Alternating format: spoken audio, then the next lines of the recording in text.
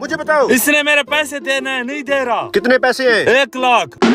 ये लो 1 लाख रुपया और इसको कुछ मत कहना। इसके पास कहाँ से आए इतने पैसे, और गाड़ी भी ले ली, भूखा तलंगा।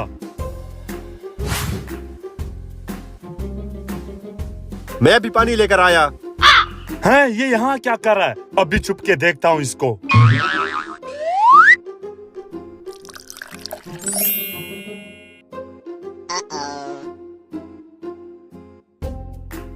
ये क्या है?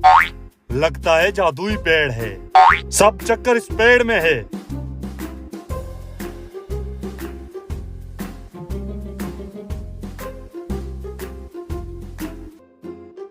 अच्छा, तो ये चक्कर है। पेड़ को पानी लगाओ और ये पैसे देता है। उसने 1 बाल्टी लगाई है, मैं 10-12 बाल्टियां लगाऊंगा। मैं उससे ज्यादा अमीर बन जाऊंगा।